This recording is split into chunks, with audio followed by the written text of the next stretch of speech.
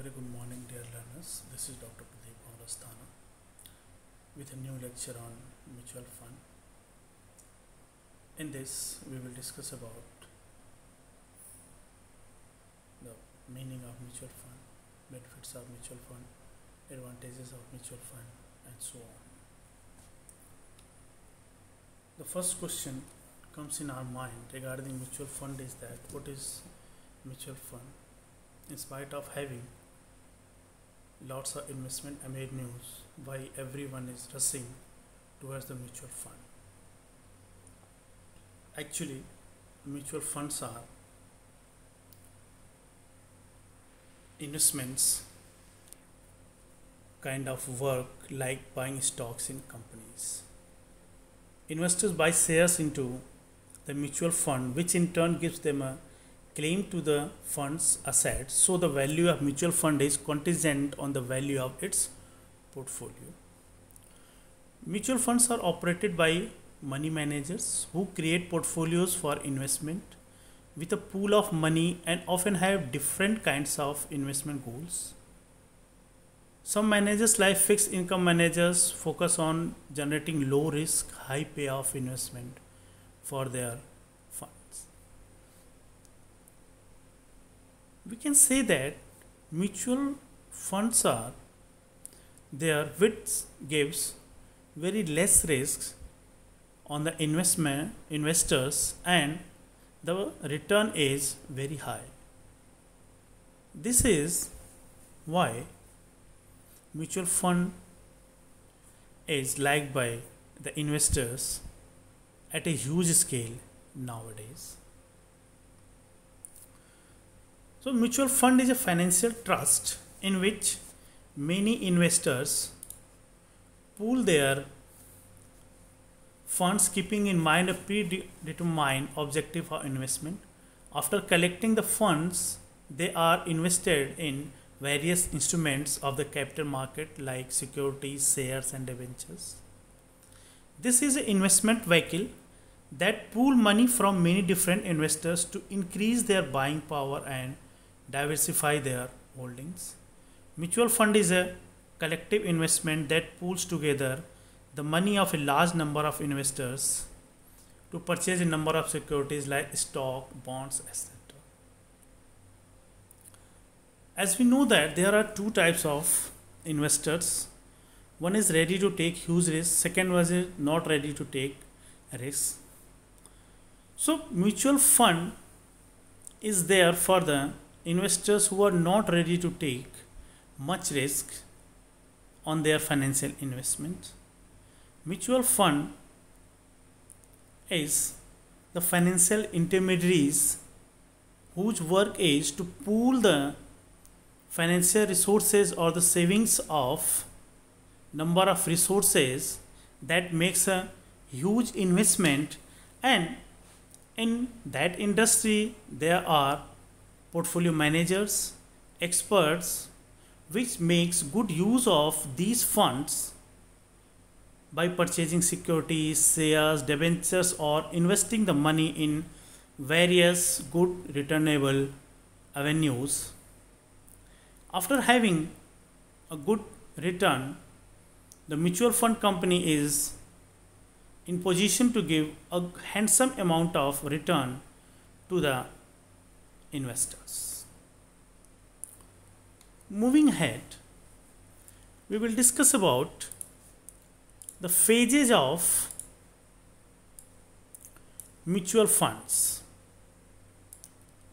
If you talk about the growth of mutual fund in India, then the growth could be divided into 6 phases. The first phase starts from 1964, when the Unit Trust of India was established in the year 1963 by an act of Parliament, and it was set up by Reserve Bank of India and continued to operate under the regulatory control of RBI until the two were delinked in 1978 and the entire control was transferred in the hands of IDBI. The Unit Trust of India launched its first scheme in 1964, named as Unit Scheme 1964 US 64, which attracted the largest number of investors in any single scheme over the years. And these periods last up to the year 1987. From this, the second phase starts when the entry of public sector banks is started in the mutual fund industry. So second phase starts from 1987 and ended up to 1993.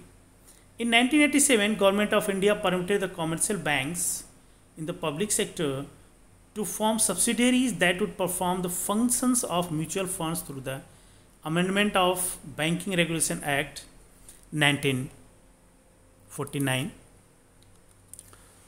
A number of commercial banks in the public sector and insurance companies had launched mutual funds to mobilize the savings of the small investors.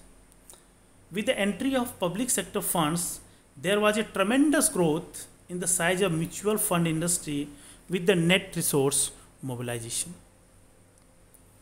And from 1993, the third phase started. In the third phase, the entry of private sector players and foreign players started. In 1993, private and foreign players entered the industry, making the third phase. The first entrant was Kothari Pioneer Mutual Fund, which was launched in association with a foreign fund.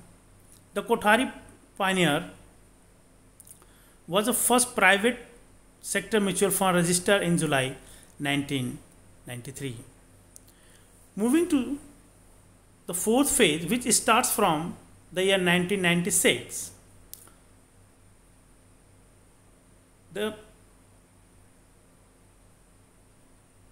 In this year, the Securities and Exchange Board of India formulated the mutual fund regulation for the first time, established a comprehensive regulatory framework for the mutual fund industry, as the mutual fund industry is going huge and huge, and all the private and public sector banks, insurance companies and big corporates are launching their mutual funds. Several mutual funds have been set up by the private and joint sectors. The mutual fund industry witnessed robust growth and strict regulation from SEBI after 1996. The mobilization of funds and the number of players operating in the industry reached new heights as investors started showing more interest in the mutual fund, as this gives them low risk and high return. Then move to the fifth phase, which starts from 1999 and ended up to 2014. In this phase, a rapid growth in the Indian mutual fund industry and the market share of private sector mutual fund increased significantly, crossing 1 lakh crore or more than this. And the last and sixth phase starts from 2014 and onwards. Currently, there are around more than 45 mutual fund organizations together handling assets worth nearly more than 10 lakhs crore. Today, the Indian mutual fund industry has opened up many exciting investment opportunities for the investors. So these are the stages by which mutual fund has started its journey and achieving the new heights. Moving ahead, we will talk about mechanism of mutual fund industry. It means how mutual fund industry works. If we look at the picture, then we find that the savings or the investors is given or pooled in the hands of funds managers who are expert in financial analysis, in portfolio management, and they have the required knowledge regarding the stock market or the investment, and they may frame a strategy how to make a portfolio to get maximum return, and they invest these pool amounts of the small investors in various forms, in the form of shares, in the form of debentures or other securities. These securities generate returns to the small investors, and these returns are given to investor, and the investor one more time try to invest their money in security market through the mutual fund intermediaries or the mutual fund manager. So you can say that this is a cycle, this is a never ending process. Money starts from investors, goes through the hands of fund managers and invested in securities which gives returns, and returns goes in the hands of investors, and one more time that return is reinvested in the security market by the fund managers, and one more time they are getting the more returns. So this is the mechanism of mutual fund. This also tells how mutual fund works. From investors, money is going to fund managers. From fund managers, they are purchasing financial securities. Financial securities giving the returns, and returns are reinvested, and after reinvestment that will create returns, and that return will go in the hands of investors. Later we will discuss about classification of mutual funds. Mutual funds could be classified in three categories on various bases. On the basis of structure, mutual fund could be open-ended, it could be closed-ended. On the basis of asset class, mutual fund could be equity funds, it could be debt funds, it could be hybrid funds. On the basis of objective of the investment, mutual funds could be growth funds, it could be income funds, or it could be balance funds. Let's discuss one by one regarding these classifications. On the basis of a structure, the first one is open-ended scheme. Open-ended schemes do not have a fixed maturity period. Investors can buy or sell units at NAV related prices from and to the mutual fund on any business day. This means that the fund can issue units whenever it wants. These schemes have unlimited capitalization, do not have a fixed maturity date. There is no cap on the amount you can buy from the fund, and the total capital can keep growing. Open-ended schemes are preferred for their liquidity. Such funds can issue and redeem units anytime during the life of the scheme. Next type is close-ended scheme. These schemes have fixed maturity periods. Investors can buy into these funds during the period when these funds are open in the initial issue. Once that window closes, such schemes cannot issue new units except in case of bonus or right issues. Now moving ahead, we will discuss about the classification on the basis of asset class. In this, the first one is equity funds. Equity funds are those funds which are invested only in stocks. As a result, they are usually considered highly risky and high return funds. Most growth funds the ones that promise high returns over a long or equity funds. These funds have less tax liability in the long run as compared to debt funds. Equity funds can be further classified into types based on investment objective into index funds, sector funds, tax saving schemes, and so on. Next category is debt funds. These funds invested in a debt market instruments like bonds, government securities, debentures, and so on. These are called debt instruments because they are a kind of borrowing mechanism for companies or banks or governments. They are usually preferred for a regular interest payment. Debt funds are further classified on the basis of maturity period of the underlying asset. This could be long term or short term. Some debt funds also invest in just a single type of debt instrument. Moving ahead, we have hybrid funds. Hybrid funds means these funds have the characteristics of both equity as well as debt instrument.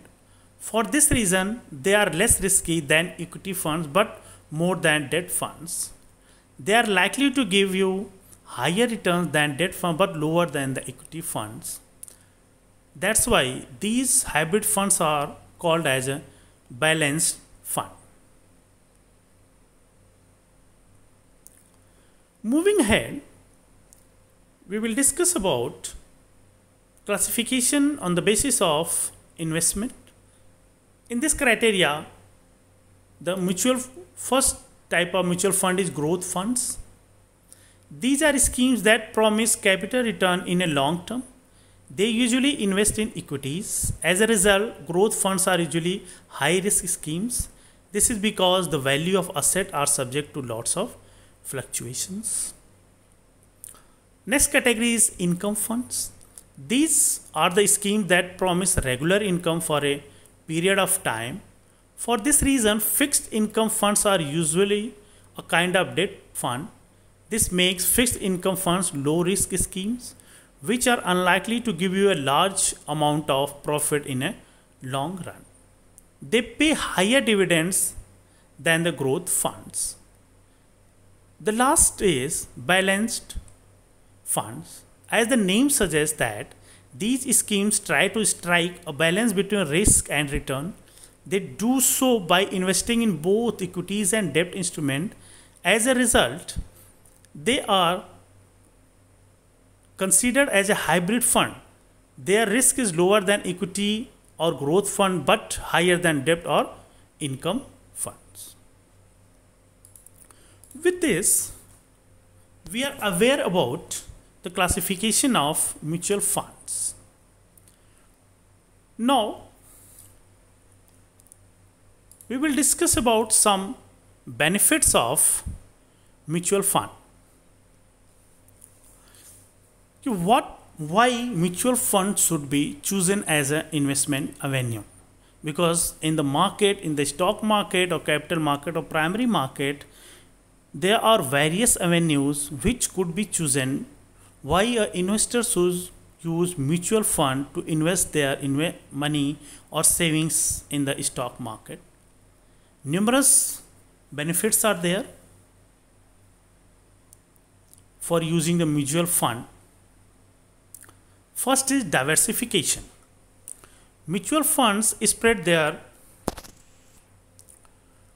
holdings across a number of different investment vehicles, which reduce the effect of any class of securities which have an adverse effect on an overall portfolio.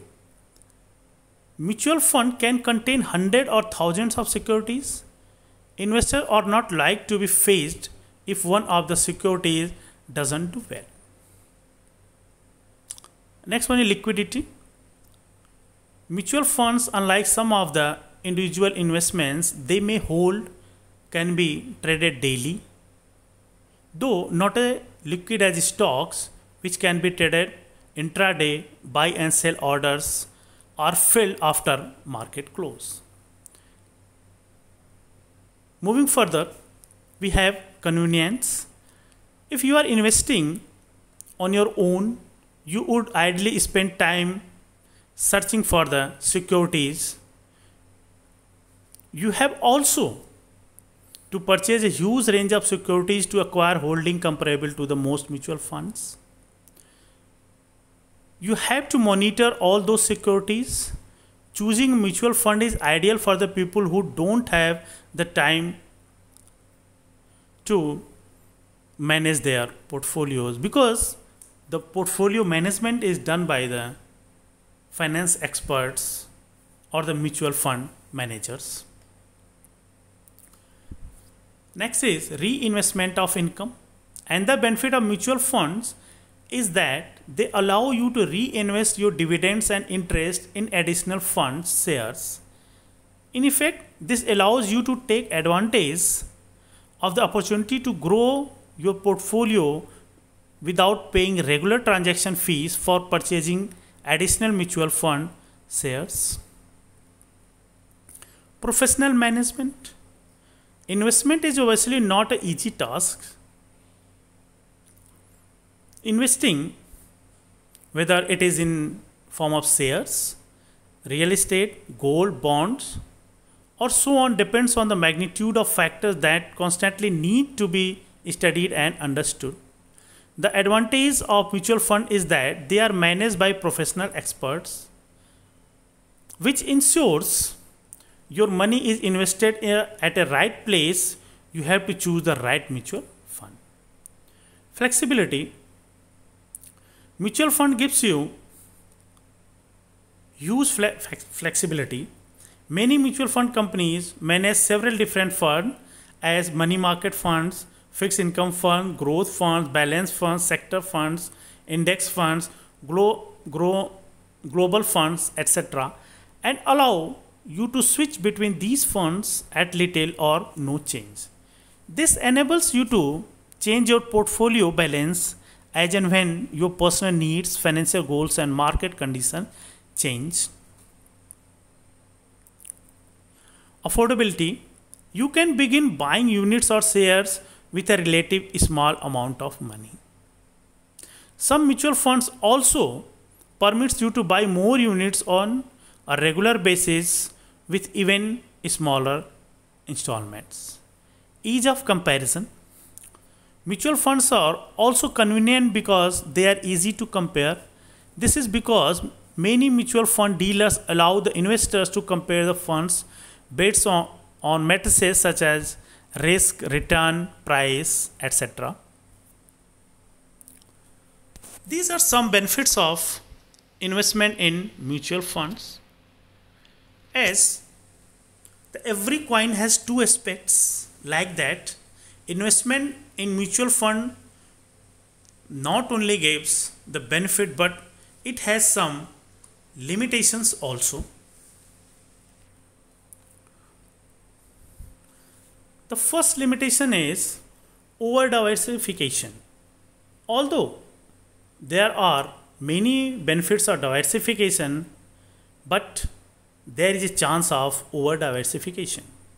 The more securities you hold, the less likely you are to feel their individual return on your overall portfolio. Fees and expenses. Some mutual funds may assess a sales charge on all purchases, also known as load. This is what it costs to get into the fund. All mutual funds charge annual expenses, which are conveniently expressed as an annual expense ratio. This is basically the cost of doing business. Lock-in period. There are two different mutual fund structures. One allows you to go in and out at any time. That could be considered as open-ended. The other one is locked in for the smaller to longer period. With this one, if you try to take your money out earlier, you will get charged for it. Volatility. A mutual fund unit price changes due to the fluctuation of the underlying securities. Mutual funds cannot guarantee a certain returns or a certain return on capital. These are some disadvantages of mutual funds. Now, if we have decided to invest in mutual fund, what would the process to find out that yes, now we are ready to invest in the mutual fund? First of all, we have to set the goal of the investment. We have to find out we have to chalk down why we want to make the investment and why especially in the mutual funds. What are our various categories of goals? Depending on the goals, we purchase our investments. Once we have set our investment goal, we have to assess our risk appetite, how much we are ready to take the risk. If we are more ready to take or we are ready to take more risks, then we can invest in more risky investment avenues. Otherwise, we have to stick with the less risky investment avenues, and mutual fund is the best avenues if we don't want to take huge risk, because mutual fund gives less risk and high return. Know about the schemes available. Once we have assessed our risk, then we have to find out the information which schemes are available in the stock market or securities market. Then we have to determine our optimum portfolio. We have to find out where we are going to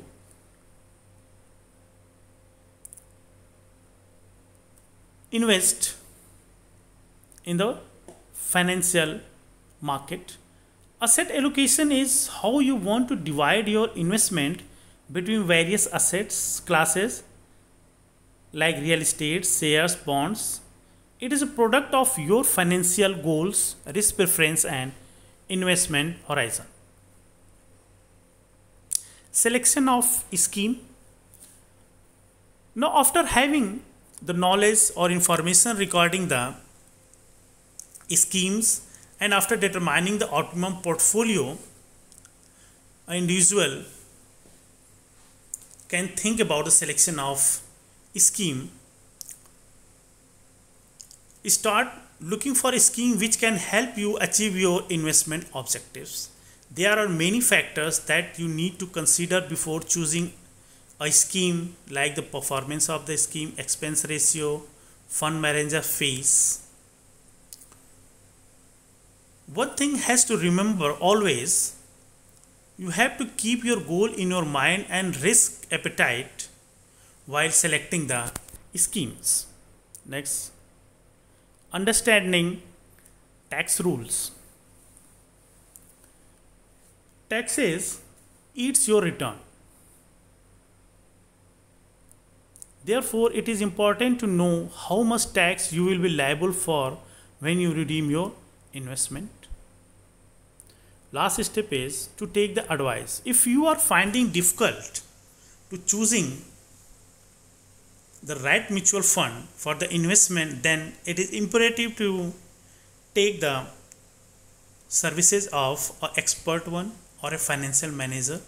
There is no harm in taking the advice from the financial manager regarding the investment in the mutual fund, because they have all the expertise, they have all the analyses, they have all the informations on which they will advise you which scheme is better for you, or if you are choosing this avenue or this type of scheme, what would the effect of that scheme on your personal financial management. Now, I hope that the learners are equipped with the knowledge regarding the mutual funds, the history of or the mechanism, types, benefits, disadvantages of the mutual funds. This has framed, or this will frame a basic knowledge regarding the mutual fund in the mind of the learners. Thank you. This is for this lecture. Thank you very much.